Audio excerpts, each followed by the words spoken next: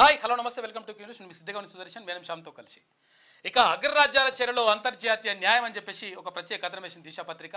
అయితే ఇక్కడ అంతర్జాతీయ న్యాయం ఎందుకు అక్కడ అగ్రరాజ్యాల చేతిలో ఉంది అంటే వాళ్ళకు ప్రత్యేకంగా వీటో అధికారం ఉంది.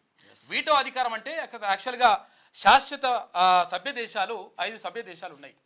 వాటికి సంబంధించి వీటో అధికారం ఈ 5 దేశాలకు ఉన్నది. ఏది? అమెరికా, తర్వాత ఇక్కడ బ్రిటన్, ఇక్కడ చైనా, అటు రష్యా, ఇటు ఫ్రాన్స్. ఈ ఐదు దేశాలకు సంబంధించి వీటో అధికారం. వీటో అధికారం ఏంటిదంటే ఈ 5 దేశాలలో ఏదో ఒక దేశం దాన్ని వ్యతిరేకిస్తే దానికి ఇక అసలు యాక్చువల్గా న్యాయం జరగదు, ఇక అట్లనే ఉంటుంది అట్లా ఆగి ఉంచి ఆపేటువంటి శక్తి వాళ్ళకు ఉంటుంది.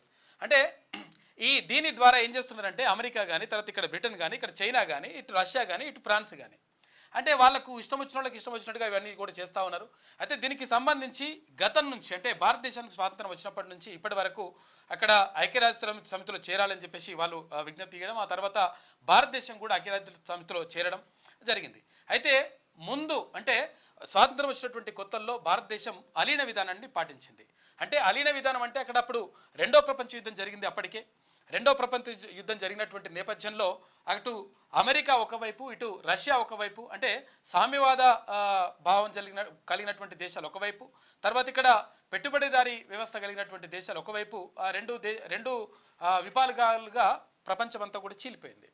ఈ నేపథ్యంలో ఎవరి వైపు ఉండాలి, ఇటు రష్యా వైపు ఉండాలన్నా లేదంటే అమెరికా వైపు ఉండాలనే విషయం వచ్చినప్పుడు అప్పుడు ఉన్నటువంటి ప్రధానిగా ఉన్నటువంటి జవహర్లాల్ నెహ్రూ నేను అలీన విధానాన్ని పాటిస్తూ ఉన్నా, ఎందులో విలీనం కానటువంటి విధానాన్ని మేము పాటిస్తాం, మేము ప్రత్యేకమైనటువంటి విధానం పాటిస్తామని చెప్పేసి దానికి సంబంధించి చాలామంది కూడా అంటే చాలా దేశాలు కూడా మేము ఆ 2 దేశాలకు అంటే 2 కూటములకు సంబంధించి మేము వెళ్ళిపోము, కాబట్టి మేము అలీన విధానంలో ఉంటామని చెప్పేసి మన దగ్గరికి కూడా వచ్చినటువంటి పరిస్థితి కనిపించింది.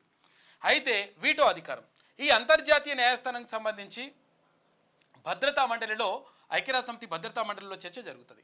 చర్చ జరిగినప్పుడు ఏదైనా దేశంకి అన్యాయం జరిగిందని చెప్పినప్పుడు అన్ని దేశాలు కలిసి ఒక తీర్మానం చేస్తాయి. ఆ తీర్మానం చేస్తే ఆ తీర్మానాన్ని ఒకవేళ వ్యతిరేకించే దేశాలు ఈ 5 దేశాల్లో ఏదైనా వ్యతిరేకిస్తే ఆ తీర్మానం చెల్లుబాటు కాదు. అయితే ఇటువంటి అధికారం భారతదేశానికి కూడా ఉండాలని చెప్పేసి రష్యా గతం నుంచి పట్టుబడతా ఉంది.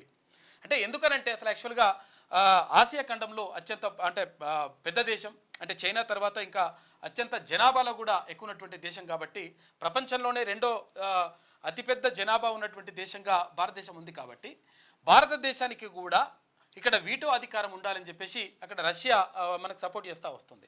కాకపోతే ఏంటంటే ఇక్కడ చైనా కానీ, అటు అమెరికా కానీ, ఇటు ఫ్రాన్స్, బ్రిటన్ ఇవన్నీ కూడా వ్యతిరేకిస్తూ ఉన్నాయి. ఏది ఏమైనప్పటికీ మరికొన్ని రోజుల్లో భారతదేశానికి ఇక్కడ వీటో అధికారం వచ్చేటువంటి అవకాశం కూడా ఉంది. అయితే ఇక్కడ ఏంది చర్చ జరుగుతూ ఉంది అంటే అగ్రరాజ్యాల ఆధిపత్యం అనేటువంటిది కొనసాగుతూ ఉంది. నిజంగా వాళ్ళు తయారు చేసుకుంటే అంటే అణుబాంబులకు సంబంధించి ఇక్కడ చైనా వాళ్ళు కానీ, అక్కడ అమెరికా వాళ్ళు కానీ, అటు రష్యా వాళ్ళు కానీ ఇక్కడ అణుబాంబులను వాళ్ళు ఇష్టం వచ్చినట్టుగా తయారు చేసుకుంటే వాటికి నిబంధనలే వర్తించాయి. ఇక వేరే దేశాలు ఐక్యరాజ్య సమితిలో ఉన్నటువంటి 192 దేశాల్లో వేరే దేశాలు ఏమైనా ఒకవేళ అందులో బాంబులు తయారు చేసుకోవడం కానీ లేకపోతే ఒకవేళ మందుగుండు సామాగ్రి తయారు చేసుకోవడం కానీ ఇవన్నీ చేస్తే ఐక్యరాజ్య సమితికి చెప్పాలి. ఐక్యరాజ్య సమితి ఆమోదం ఉంటేనే ఇవన్నీ కూడా చేసుకోవాలి అనేటువంటి నిబంధన ఉన్నది. ఈ నిబంధనలు మరి అగ్రరాజ్యాలకు ఎందుకు వర్తించట్లేదు, తర్వాత ఏవైతే సభ్య దేశాలుగా ఉన్నటువంటి మిగతా దేశాలకు మాత్రమే ఎందుకు వర్తిస్తూ ఉన్నాయి, దీనివల్ల నిజంగా అంతర్జాతీయ న్యాయం అనేటువంటిది జరుగుతుందా? ఒక దేశానికి మధ్య యుద్ధ వాతావరణం నెలకొన్నప్పుడు, ఒక దేశానికి మధ్య ఒకరిపైన ఒకరు బాంబులు వేసుకుంటున్నప్పుడు ఐక్యరాజ్య సమితి భద్రతా మండలి హెచ్చరిస్తుంది. అట్లా మీరు ఎట్టి పరిస్థితుల్లో బాంబులు వేసుకోవడానికి వీల్లేదు, ఎందుకంటే ఐక్యరాజ్య సమితి నిబంధనలకు విరుద్ధంగా మీరు అట్లా బాంబులు వేసుకుంటే ప్రపంచ శాంతికి విఘాతం కలుగుతుంది అని చెప్తుంది. చెప్పితే ఒకవేళ వినకపోతే భద్రతా మండలిలో ఉన్నటువంటి ప్రత్యేకమైనటువంటి విభాగం ఉంటుంది, దానికి సైన్యం ఉన్నది, ఇదంతా కూడా ఉన్నది. దాని ద్వారా దాన్ని పైన ప్రయోగించి ఇదంతా కూడా చేస్తారు. కాకపోతే ఇప్పటివరకు అటువంటి చేయలేదు. అయితే ఏది ఏమైనప్పటికీ ఇక్కడ అగ్రరాజ్యంగా ఉన్నటువంటి అక్కడ అమెరికా కానీ, ఇటు రష్యా కానీ, ఇటు చైనా కానీ, ఇటు ఫ్రాన్స్ ఈ దేశాలు బ్రిటన్ ఇవన్నీ కూడా మొత్తం కూడా ఆధిపత్యం చెలాయిస్తూ ఉన్నాయి. అయితే దీనివల్ల ప్రపంచ శాంతికి ముప్పు కలుగుతూ ఉంది. తర్వాత వీళ్ళు ఇష్టం వచ్చినట్టుగా బాంబులు తయారు చేసుకుంటా ఉన్నారు. కాబట్టి ఇక్కడ ఐక్యరాజ్య సమితిలో ఇక్కడ ఏది అగ్రరాజ్యాల చర్యలు అంతర్జాతీయ న్యాయం అనేటువంటిది ఉంది అని చెప్పేసి ఒక ప్రత్యేక కథనం వేసింది. మనం ఏందో చూద్దాం లోపలికి వెళ్ళి. అగ్రరాజ్యాల చర్యలో అంతర్జాతీయ న్యాయం, భద్రతా మండలి దేశాలు వ్యతిరేకిస్తే తీర్పు చెల్లదు, పుతిన్, నేతాన్యాహు సహా పలువురికి అరెస్ట్ వారెంట్లు, జడ్జిమెంట్ అమలుకు ఏర్పాటు కాని వ్యవస్థ, అంతర్జాతీయ కోర్టు తీర్పులపై అగ్రదేశాల ఒత్తిళ్లు. భద్రతా మండలి ఏదైతే ఉంటుందో భద్రతా మండలి యొక్క దేశాలు అంటే భద్రతా మండలి దేశాలు వ్యతిరేకిస్తే తీర్పు చెల్లదు అసలు యాక్చువల్గా. అంటే ఇందులో ఉన్నటువంటి దేశాలు ఏమున్నాయి? ఇప్పుడు వీటో అధికారం కలిగినటువంటి దేశాలు ఉంటాయి. ఈ వీటో అధికారం ఎవరికి ఉంది అంటే ఇక్కడ అమెరికాకు, చైనాకు, రష్యాకు, తర్వాత ఇక్కడ బ్రిటన్కి, ఇటు ఫ్రాన్స్కి, ఈ 5 దేశాలకు వీటో అధికారం ఉంది. కాబట్టి వీళ్ళు ఒక్కరు వ్యతిరేకించినా కానీ మొత్తం అది చెల్లకుండా పోతా ఉంది. దీనివల్ల న్యాయం జరుగుతలేదనేటువంటిది ఇక్కడ ఉన్నటువంటి కథనం యొక్క చూద్దాం. ఆ కథనం ఏందో. ఇటీవల ఇజ్రాయెల్ ప్రధాని బెంజమిన్ నేతన్యాహుపై international criminal court ICC arrest warrant జారీ చేసింది. అయితే ఇజ్రాయెల్ మాజీ రక్షణ మంత్రి యోవ్ గాలంట్తో పాటు ఇక హమాస్ మిలిటరీ కమాండర్ మహమ్మద్ డెఫ్ను సైతం వారెంట్లు ఇష్యూ చేసింది. అయితే యుద్ధ మానవాళికి వ్యతిరేకంగా జరిగిన నేరాలకు ఈ ముగ్గురు బాధ్యత వహించేలా సహేతుకమైనటువంటి కారణాలు ఉన్నాయని ఐసీసీ న్యాయమూర్తులు చెప్పారు. కాగా ఈ ఆరోపణలను ఇజ్రాయెల్ తర్వాత హమాస్ రెండూ తిరస్కరించాయి. అరెస్ట్ వారెంట్ను రద్దు చేయాలని ఇజ్రాయెల్ ఐసీసీలో పిటిషన్ సైతం దాఖలు చేసింది. అయితే న్యాయస్థానం అధికారిక పరిధిపై ఇజ్రాయెల్ అప్పీళ్లను ఫ్రీ ట్రయల్ ఛాంబర్ తిరస్కరించింది. కాగా ఐసీసీ నిర్ణయాన్ని తాము తిరస్కరించినట్లు అమెరికా తేల్చి చెప్పింది. వారెంట్ను అమలు చేయబోమని స్పష్టం చేసింది. అయితే ఈ వారెంట్ కారణంగా నెతన్యాహు ఐసీసీలో సభ్యులుగా ఉన్న 124 దేశాల్లో పర్యటించేందుకు వీలు లేకుండా పోయింది. అంతర్జాతీయంగా 2 న్యాయస్థానాలు ఉండగా ఇందులో ఐసీసీ ఒకటి. అయితే ఇది యుద్ధ నేరాలు, మానవత్వానికి వ్యతిరేకంగా జరిగే చర్యలపై విచారణ జరుగుతుంది. ఇంకొకటి ఇంటర్నేషనల్ కోర్ట్ ఆఫ్ జస్టిస్, దేశాల మధ్య ఉన్న వివాదాలను ఇది విచారిస్తుంది. అయితే వాటి తీర్పును దేశాలు పాటించడం చాలా అరుదుగా కావడం గమనార్హం. అంతర్జాతీయ కోర్టుల తీర్పులపై అగ్రదేశాల ప్రభావం అధికంగా ఉంటుంది. ఎప్పుడైనా తీర్పు అగ్రరాజ్యాల అనుకూల దేశాలకు వ్యతిరేకంగా వాటిని తిరస్కరించే వీటో పవర్ వాటి చేతుల్లో ఉంటుంది. అంతర్జాతీయ న్యాయస్థానాల తీర్పుపై ప్రత్యేకమైనటువంటి కథనం అందించారు మహమ్మద్ అరీఫ్. ఒకసారి చూద్దాం ఓవరాల్ గా కథనాలు ఎట్లా ఉన్నాయో చూద్దాం. సరే, భారత్ కేసులు ఎట్లా ఉన్నాయి? భారత కేసులు ఐసీసీ వద్దకు. నిర్భయ కేసులో దోషులకు ఉరిశిక్ష పడగా స్టే ఇవ్వాలంటూ ముగ్గురు అంతర్జాతీయ న్యాయస్థానం తలుపు తట్టారు. ఈ కేసు విచారణ తప్పుల తడకగా సాగిందని, తమను బలి పశువులను చేశారని తమ పిటిషన్లో పేర్కొన్నట్లు తెలిపింది. అయితే దీనిపై ఐసీజే జోక్యం చేసుకున్నట్లు సమాచారం జరిగింది. ఇక ఆంధ్రప్రదేశ్లోని రాజధాని అమరావతి వివాదం ఇంటర్నేషనల్ క్రిమినల్ కోర్టుకు చేరింది. ఆ రాజధాని తరలింపు, రైతులకు జరుగుతున్న అన్యాయం, నిర్బంధం, ఆంక్షలపై ప్రవాసాంధ్రులు ఐసీసీలో పిటిషన్ దాఖలు చేశారు. హక్కుల ఉల్లంఘన జరిగిందంటూ ఆధారాలు సమర్పించారు. అయితే ఈ ఫిర్యాదు ఐసీసీ పరిగణలోకి తీసుకున్నారు. ఐసీసీ అంటే ఇంటర్నేషనల్ క్రిమినల్ కోర్టు అనమాట. ఇంకా వివిధ కేసులు, మయన్మార్లో మైనార్టీల ఊచకోత, వారికి వ్యతిరేకంగా జరిగిన నేరాలపై అప్పటి సీనియర్ జనరల్కు అరెస్ట్ వారెంట్ జారీ చేయాలని ప్రాసిక్యూషన్ ఇంటర్నేషనల్ క్రిమినల్ కోర్టును కోరారు. ఇంటర్నేషనల్ కోర్ట్ ఆఫ్ జస్టిస్లోనూ మయన్మార్కు వ్యతిరేకంగా ఫిర్యాదు కూడా. ఇది ఇట్లా ఉంటే రోహింగ్యా ముస్లింలపై మారణ హోమాన్ని ఆపేందుకు అన్ని చర్యలు తీసుకోవాలని international court of justice Myanmar ప్రభుత్వాన్ని ఆదేశించింది. 2017లో మయన్మార్ సైనిక చర్య చేపట్టిన సమయంలో వేల మంది రోహింగ్యాలు ప్రాణాలు కోల్పోగా 7 లక్షలకు పైగా బంగ్లాదేశ్కు వలస వెళ్లారు. అయితే ఆ సమయంలో ఆ దేశ నాయకురాలు ఆంగ్ సాంగ్ సూకీ ఐసీజే విచారణకు హాజరై ఈ ఆరోపణలు ఖండించారు. తమ దేశంపై తప్పుడు కేసు పెట్టారని ఆరోపించారు. ఇక్కడ ఏంది అట్లా అసలు యాక్చువల్గా ఆంగ్ సాంగ్ సూకీకి సంబంధించి ఆంగ్ సాంగ్ సూకీ మొత్తం కూడా ఒక 23 సంవత్సరాల పాటు మొత్తం ఆహారం తీసుకోకుండా తర్వాత నిరాహార దీక్షకు దిగింది. అయితే ఆమెను తీసుకుపోయి మళ్ళీ తర్వాత తీసుకుపోయి ఆమెని లోపలేసేసిండ్రు. ఆంగ్ సాంగ్ సూకీ మొత్తం కూడా మయన్మార్ అంటే గతంలో దీన్ని బర్మా అంటుండే. ఈ బర్మా దేశానికి సంబంధించి ఆమె పోరాటం మొత్తం కూడా కొనసాగిస్తూ ఉంది. తర్వాత ఆమె అధ్యక్షురాలు అవుతుంది అనుకున్నటువంటి సమయంలో మళ్ళీ ఆమెను తీసుకొని మళ్ళీ జైల్లో వేసినటువంటి పరిస్థితి. దీన్ని ఇంటర్నేషనల్ కోర్టులో మొత్తం కూడా దాఖలు చేసిండ్రు. ఇక సుడాన్ మాజీ అధ్యక్షుడు ఉమర్ అల్ బషీర్ పై సైతం ఐసీసీ గతంలో అరెస్ట్ వారెంట్ జారీ చేసింది. ఇక డెమోక్రటిక్ రిపబ్లిక్ ఆఫ్ కాంగోలో మిలీషియా నాయకుడు థామస్ లుబాంగాకు వ్యతిరేకంగా 2012లో ఐసీసీ మొదటి తీర్పు ఇచ్చింది. అతను అక్కడ జరుగుతున్న అంతర్యుద్ధంలో పిల్లలను ఉపయోగించుకున్నందుకు 14 సంవత్సరాల శిక్ష కూడా విధించింది. ఇక ఐవరీ కోస్ట్ మాజీ అధ్యక్షుడు లారెంట్ బోక్టోపై వచ్చిన లైంగిక దాడులు, వేధింపులు, ఇతర అమానవీయ చర్యలపై ఆరోపణలు ఐసీసీ విచారణ జరిపించింది.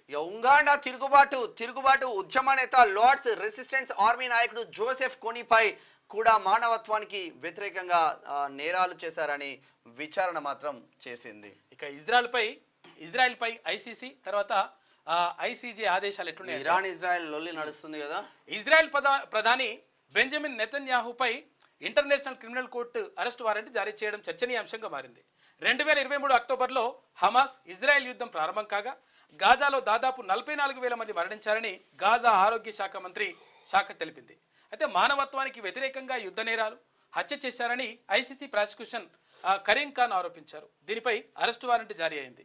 1984 జీనోసైడ్ కన్వెన్షన్ నిబంధనలను ఉల్లంఘిస్తూ ఇజ్రాయెల్ జాతి హననానికి పాల్పడిందని ఆరోపిస్తూ ఇంటర్నేషనల్ కోర్ట్ ఆఫ్ జస్టిస్ లో దక్షిణాఫ్రికా కేసు నమోదు చేసింది. ఈ కేసుపై విచారణ జరిపిన అంతర్జాతీయ న్యాయస్థానం తక్షణ చర్యలు తీసుకోవాలని ఇజ్రాయెల్కు కొన్ని అంశాలపై ఆదేశాలు జారీ చేసింది. ఇక పాలస్తీనియన్లకు హాని కలిగించే చర్యలను వెంటనే నిలిపివేయాలని సూచించింది. అయితే జాతి హననం ఆరోపణలు ఇజ్రాయెల్ ఖండించింది. పాలస్తీనియన్లకు జరుగుతున్నటువంటి హానికి పాలస్తీనా మిలిటెంట్ సంస్థ హమాస్ కారణమని వ్యాఖ్యానించింది. అయితే ఐసీజే తీర్పుల అమలుకు సరైనటువంటి యంత్రాంగం లేదు. దీంతో దేశాలు ఐసీజే ఆదేశాలను విస్మరించవచ్చు. అంటే నిజంగా ఏంటంటే ఒకవేళ మీరు మా తీర్పును పాటించకపోతే మీ పైన చర్యలు తీసుకోవడానికి సైన్యం ఉండాలి. ఆ చర్యలు తీసుకోవడానికి మన దగ్గర అన్ని ఆయుధ సంపత్తి ఉండాలి. ఇవన్నీ కూడా ఏం లేకుండా ఉట్టినే మేము మాటలు చెప్తామంటే వాళ్ళు పట్టించుకోవట్లేరట. ఇది ఇట్లా ఉంటే చర్చనీయాంశంగా కులభూషణ్ కేసు గూఢాచార్యం పేరుతో పాకిస్తాన్ కోర్టు కులభూషణ్ జాదవ్ అనే వ్యక్తిని ఉరిశిక్ష వేయగా ఈ case international court of justice కు వెళ్లడం చర్చనీయాంశంగా మారింది. కుల్భూషణ్ జాదవ్ కు విధించిన మరణ శిక్షను నిలిపివేయాలని ఐసీజే తీర్పు సైతం చెప్పింది. 2016 మార్చిలో గూఢాచార్యం కేసులో కులభూషణ్ ను పాకిస్తాన్ అరెస్ట్ చేసింది. 2017లో పాక్ సైనిక కోర్టు ఆయనకు మరణ శిక్ష విధించింది. దీనికి వ్యతిరేకంగా భారత్ ఐసీజేను ఆశ్రయించింది. అక్కడ భారత్ చేసిన వాదనలు 16 మంది న్యాయమూర్తుల్లో 15 మంది ఏకీభవించారు. అనంతరం తీర్పును పునఃసమీక్షించాలని పాకిస్తాన్ కు ఐసీజే సూచించింది. మనోడు సేఫ్ గా వచ్చిండు అక్కడ నుంచి నిజంగా ఇంటర్నేషనల్ కోర్టు వల్ల. ఇక రష్యా అధ్యక్షుడు పుతిన్ కు సైతం ఇక ఉక్రెయిన్ రష్యా యుద్ధం కొనసాగుతుండగా యుద్ధ నేరాలపై ఇంటర్నేషనల్ క్రిమినల్ కోర్టుకు అనేక ఫిర్యాదులు వచ్చినాయి. అయితే ఉక్రెయిన్ సైతం ఐసీసీని ఆశ్రయించింది. యుద్ధాన్ని వెంటనే ఆపివేసేలా ఆదేశించాలని కోరింది. ఈ నేపథ్యంలో యుద్ధ నేరాలపై దర్యాప్తు ప్రారంభించాలని ఐసీసీ నిర్ణయించింది. అంతకుముందు అయితే 2022 ఫిబ్రవరి నుంచి 16,000 మంది ఉక్రెయిన్ పిల్లలను రష్యాకు తీసుకెళ్లి అనాథాశ్రమాల్లో ఉంచారని ఉక్రెయిన్ ఆరోపించింది.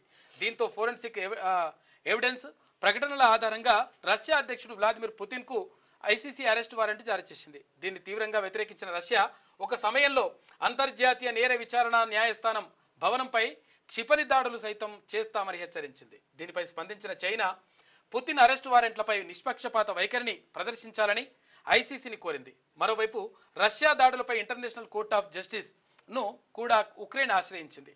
అయితే ఈ విచారణలో పాల్గొనేందుకు రష్యా నిరాకరించింది. తమ ప్రతినిధులు ఎవరిని పంపమని కూడా పేర్కొన్నది. ఆయన ఏం చేయలేకపోయినారు. వీటో ఇస్తే తీర్పులకు బ్రేక్. భద్రతా మండలిలో వీటో అధికారం ఉన్న 5 దేశాలు ఐసీజే తీర్పును వ్యతిరేకిస్తే ఆ తీర్పు అటకెక్కినట్లే. దాన్ని అమలు చేయాల్సిన అవసరం లేదు. దీంతో అగ్రదేశాల అధికారాన్ని అడ్డు పెట్టుకొని అంతర్జాతీయ న్యాయస్థానాల తీర్పులను ప్రభావితం చేస్తున్నాయి. ఇక అంతర్జాతీయ క్రిమినల్ కోర్టుకి 139వ ఐక్యరాజ్య సమితి సభ్య దేశాలు మద్దతు తెలిపాయి. అయితే ఆ కోర్టు ఇచ్చే తీర్పులకు కేవలం యూరోపియన్ యూనియన్ దేశాలు మాత్రమే మద్దతు తెలుపుతున్నాయి. ఇక భద్రతా మండలిలో ముఖ్య భూమిక పోషిస్తున్నటువంటి అమెరికా, చైనా, రష్యా దేశాలు మాత్రం ఈ కోర్టులకు దూరంగా ఉన్నాయి. దీంతో ఈ 2 కోర్టులు ఇచ్చిన తీర్పులను అమలు చేసే బాధ్యత ఏ దేశము ఏ వ్యవస్థ తీసుకోవడం లేదు. కానీ తమకు నచ్చని దేశాన్ని ఇరుకున పెట్టేందుకు మాత్రమే అగ్రదేశాలు ఈ 2 కోర్టుల తీర్పులను వాడుకుంటున్నాయని చెప్పేసి అపవాదు బలంగా 2 దేశాల మధ్య వివాదాలకి ఏమైతుంది ఇక్కడ 5 దేశాలు ఉంటే 5 దేశాలలో 3 చైనా, రష్యా తర్వాత అమెరికా మాత్రమే ఈ వీటో అధికారాన్ని ఎక్కువగా ఉపయోగించుకుంటున్నాయి. ఫ్రాన్స్, బ్రిటన్ పెద్దగా ఒకసారి ఐసీసీ చూద్దాం. ఇంటర్నేషనల్ క్రిమినల్ కోర్టు కూడా హేగ్లోనే ఉన్నది. 2002లో స్థాపించబడిన ఈ కోర్టు నరమేధాలు, మానవత్వానికి వ్యతిరేకంగా జరిగే తీవ్ర నేరాలు, యుద్ధ నేరాలు వంటి నేరాలకు సంబంధించిన కేసులను ఈ కోర్టు విచారిస్తుంది. రెండో ప్రపంచ యుద్ధం అనంతరం అంతర్జాతీయ మిలిటరీ ట్రిబ్యునల్లోని మాజీ ఉన్నతాధికారులపై విచారణ జరుపుతున్న సమయంలో ఈ ఐసీసీ ఏర్పాటు ప్రతిపాదన వచ్చింది. 1998 జూలైలో రోమ్లో ఐసీసీ ఏర్పాటుకు సంబంధించిన ఒప్పందంపై 139 దేశాలు సంతకం చేశాయి. 2002 జూన్ నాటికి రోమ్ ఒప్పందాన్ని 66 దేశాలు ఆమోదించడంతో ఐసీసీ 2002 జూలై 1 నుంచి అమల్లోకి వచ్చింది. 2009 జనవరి 26న తొలిసారి నేర విచారణ ప్రారంభమైంది. దీనిలో 18 మంది న్యాయమూర్తులు ఉంటారు. వీరి పదవి కాలం 3 నుంచి 9 ఏళ్ల వరకు ఉంటుంది. వీరిని అసెంబ్లీ ఆఫ్ స్టేట్ పార్టీస్ ఎన్నుకుంటారు. అయితే నిందితులను అరెస్టు చేయడానికి ఐసీసీకి సొంత పోలీస్ వ్యవస్థ లేదు. ప్రస్తుతం ఇంటర్నేషనల్ క్రిమినల్ కోర్టులో 123 సభ్య దేశాలు ఉండగా ఈ కోర్టు నిర్వహణ కోసం 2023కి 170 మిలియన్ యూరోల బడ్జెట్ను కేటాయించారు. ప్రస్తుతం ఐసీసీలో 17 నేర విచారణలు జరుగుతున్నాయి. ఇప్పటి వరకు 31కి పైగా కేసులు విచారణకు వచ్చినట్లు తెలుస్తుంది. అంతేకాకుండా ఐసీసీ జడ్జిలు ఇప్పటి వరకు 38కి పైగా అరెస్టు వారెంట్లు జారీ చేశారు. ఇంటర్నేషనల్ కోర్ట్ ఆఫ్ జస్టిస్ ఐక్యరాజ్య సమితికి చెందినటువంటి ప్రధాన విభాగం ఇంటర్నేషనల్ కోర్ట్ ఆఫ్ జస్టిస్. అయితే దీని ప్రధాన కార్యాలయం నెదర్లాండ్స్లోని హేగ్లో, చాలా కూడా హేగ్లోనే ఉంటుంది. అయితే ఐసీజేలో 15 మంది న్యాయమూర్తులు ప్యానెల్ ఉంటుంది. జడ్జీల పదవీ కాలం 9 సంవత్సరాలు. వీరిని ఐక్యరాజ్య సమితి సాధారణ సభ తర్వాత భద్రతా మండలి కలిసి ఎన్నుకుంటాయి. అయితే వీరు స్వతంత్ర ప్రతిపత్తి కలిగినటువంటి న్యాయమూర్తులు. తమ దేశ ప్రభుత్వాలకు ప్రాతినిధ్యం వహించరు. ఐక్యరాజ్య సమితిలో సభ్యత్వం పొందిన 192 దేశాలకు పైగానే మాత్రమే తమకు ఇతర దేశాలతో ఉన్న సమస్యల పరిష్కారానికి ఐసీజే గడప తొక్కవచ్చు. ఇరు దేశాలు అంగీకరిస్తేనే ఐసీజే కేసు విచారణకు అంగీకరిస్తుంది. అయితే వివిధ దేశాల మధ్య తలెత్తే వివాదాలను పరిష్కరించడమే దీని ఉద్దేశం. అయితే ఏదైనా దేశం కేసు దాఖలు చేసే ముందు తమ దేశానికి చెందినటువంటి జడ్జి ఆ బెంచ్లో లేకపోతే తమ దేశం వారిని అడ్హక్ జడ్జిగా, అంటే ఆ కేసుకు మాత్రమే నియమించవచ్చు. అంతర్జాతీయ న్యాయస్థానంలో భారతదేశం నుంచి న్యాయమూర్తులుగా సర్ బెనగల్ నరసింగరావు, అంటే 1952 నుంచి 53 వరకు, తర్వాత నాగేంద్ర సింగ్ 1972-78 మధ్య, ఇక రఘునందన్ స్వరూప్ పాఠక్ 1989 నుంచి 91 వరకు, తర్వాత దల్వీర్ భండారి 2012 నుంచి 18 వరకు పనిచేశారు. అయితే దల్వీర్ భండారి మరోసారి ఎన్నికై 2018 నుంచి 27 వరకు న్యాయమూర్తిగా కొనసాగుతున్నారు. అంతర్జాతీయ న్యాయస్థానం ఉపాధ్యక్షునిగా నాగేంద్ర సింగ్ 1976 నుంచి 79 మధ్య, అధ్యక్షునిగా 1985 నుంచి 88 వరకు పనిచేసిండు. ఇంటర్నేషనల్ కోర్టులు ఇట్లుంటాయి. అయితే ఏది ఏమైనప్పటికీ ఇక్కడ అగ్రరాజ్యాల చర్యలో అంతర్జాతీయ న్యాయస్థానం అనేటువంటిది నలిగిపోతూ ఉంది. దానికి ప్రత్యేకంగా భద్రతా మండలికి సంబంధించి, ఇక్కడ న్యాయస్థానానికి సంబంధించి ప్రత్యేకమైనటువంటి విభాగం లేకపోవడం, శిక్షలు వేయడానికి అంటే ఆస్కారం లేకపోవడంతో ఆ శిక్షలు వేయడానికి ఇక్కడ అమెరికా కానీ, అక్కడ చైనా కానీ, ఇటు రష్యా కానీ వాళ్ళు అంటే సుముఖంగా లేకపోవడం, అంటే వాళ్ళు పూర్తి స్థాయిలో వాటికి సంబంధించినటువంటి సైన్యాన్ని కానీ, లేదంటే అక్కడ ఉన్నటువంటి భద్రతా పరిస్థితులను కానీ వాళ్ళు వినియోగించకపోవడం వల్ల ఇక్కడ న్యాయం జరగట్లేదు. అయితే అది మాటల వరకే ఉండిపోతుంది. అగ్రరాజ్యాలు ఏదనుకుంటే అదే చెల్లుబాటు అవుతుంది అనేటువంటి ఆరోపణలు ఉన్నాయి. అయితే ఏది ఏమైనప్పటికీ వీటో అధికారం అనేటువంటిది శాశ్వత సభ్యులుగా ఉంటారు వీళ్ళు అంతర్జాతీయ అంటే ఐక్యరాజ్య సమితిలో. ఈ శాశ్వత సభ్యులుగా ఉన్నటువంటి అమెరికా, చైనా, రష్యా, తర్వాత బ్రిటన్, ఇటు ఫ్రాన్స్, ఈ 5 దేశాలకు సంబంధించి శాశ్వత సభ్యత్వం ఉంది. అయితే రష్యా కోరుతా ఉంది, రష్యా ఎప్పుడు కూడా ఫస్ట్ నుంచి డిమాండ్ చేస్తూ ఉంది, భారత్కు మద్దతుగా నిలుస్తూ ఉంది. ఎట్టి పరిస్థితుల్లో భారత్కు కూడా ఈ వీటో అధికారాన్ని కల్పించాలి, తర్వాత శాశ్వత సభ్యులుగా ఇక్కడ భారతదేశాన్ని చేర్చాలనేటువంటి రష్యా ప్రతిపాదన పెట్టింది. అయితే ఇప్పటి వరకు కూడా చైనా, తర్వాత ఇక్కడ అమెరికా, కొన్ని దేశాలు, చైనా మాత్రం ప్రత్యేకంగా భారత్ను వ్యతిరేకిస్తూ ఉంది. భారత్కు వీటో అధికారం ఉండడానికి వీలేదని చెప్పేసి వ్యతిరేకిస్తూ ఉంది. అయితే ఏది ఏమైనప్పటికీ భారత్ ఇప్పుడు బలమైనటువంటి దేశం, 100% ఇక వీటో అధికారం ఇవ్వక తప్పనటువంటి పరిస్థితి మాత్రం కనిపిస్తూ ఉంది. ఏది ఏమైనప్పటికీ అగ్రరాజ్యాల చెరలో అంతర్జాతీయ న్యాయం అనేటువంటిది నలిగిపోతున్నటువంటి మాట మాత్రం వాస్తవంగా చెప్పవచ్చు. క్యూ న్యూస్ ఛానల్లో పనిచేయటకు అనుభవం గల సీనియర్ వీడియో ఎడిటర్స్ కావాలను సంప్రదించవలసిన నెంబర్ 8688926084. qnews@gmail.com ను సంప్రదించండి. లైక్ చేయండి,